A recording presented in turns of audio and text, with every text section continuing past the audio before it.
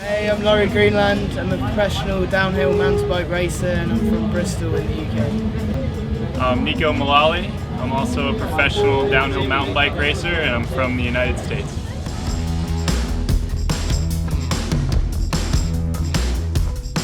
Oh! I'd say if you look at the results sheets, Laws has been doing a lot better lately. I guess Neko's got the veteran side of things over me, but recently I guess I've got the paper. Laws and I used to ride on the same team together when he first started racing, so his first couple of years as junior we would always ride together and travel together, so we've got some history racing together and it was a lot of fun back then. Yeah, I guess this guy's taught me a bit about my first few years on the World Cup. Yeah, swings and roundabouts.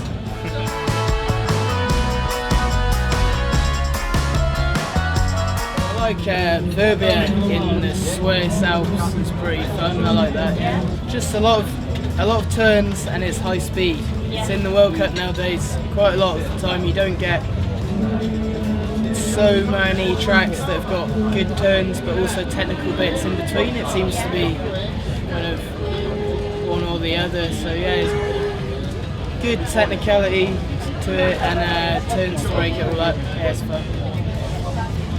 Yeah, so my favorite track is pretty close to Verbier. It's in Morjan in Switzerland, and it's a really fun track. Good mix of some man-made berms and some natural, rooty, loamy sections. So it's a good mix, which I really like. And then as far as the World Cup Series, I prefer Val di Sole of all the tracks because it's the kind of the gnarliest and the roughest and the most raw. A lot of the tracks are getting to be machine built and very manufactured, where that one's just raw, natural terrain, which I really like.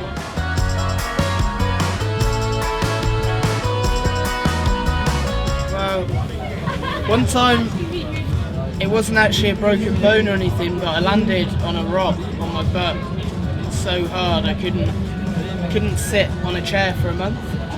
And although it wasn't a serious injury, it was probably it was more painful than breaking any bones that I've done anyway. It was, yeah, it's pretty horrific. I couldn't lie down or sit down for ages. Yeah. I had a pretty bad broken arm actually my first year racing. It was 2 weeks before the first World Cup, and coming into it as a first year junior, really excited, ready to go.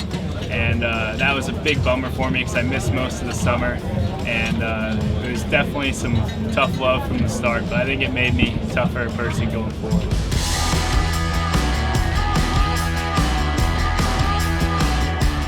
Yeah, really the race. Shit, I don't go to Jersey. Yeah, I like the race pants. They're really good. Just such a well-fitted piece of equipment. It's so light and also it's got a bit of protection built in there too, so it's something you could almost go to the gym and it's that flexible. So yeah, that's a good bit of kit.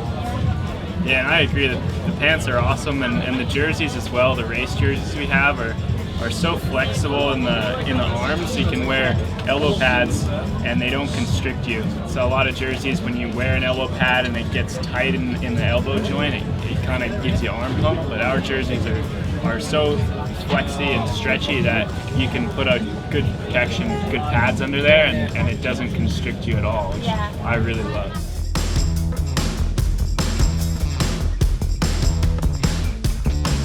I guess you start it with a good breakfast.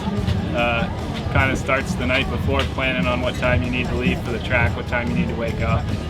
Get a good meal in so you can be ready to go and not feel full when you go up for your practice run. So eat a bit before, and then after that, for me, it's kind of like I just plan it out. What time I need to eat lunch, what time I need to head up for my race run, what time I need to do my warm up. And I just kind of follow the little checklist I've made for myself, and then I'm in the start gate ready to do that.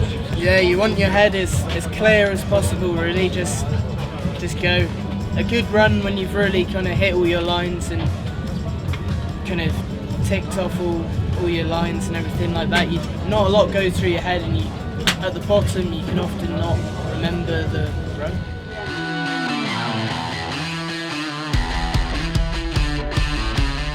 I usually listen to metal. It gets me fired up.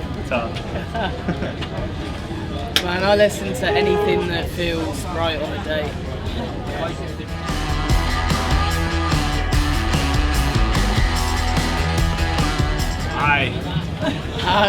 Aye. Fuck aye.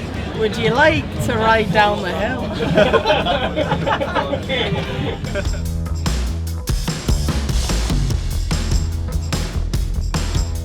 The atmosphere of this place is almost second to none in the World Cup series. It's the people, the fans, everyone that comes out. And for me, a lot of familiar faces because it's in the UK. So yeah, it's the vibe. The track, I mean, has been the same for years. So it's not the track. So it's definitely just the vibe that the people bring. Yeah, I'd have to agree 100%. It's the biggest crowds of the season, and downhill racing is so strong in the UK. So this being their home race is just a really big one for the whole scene.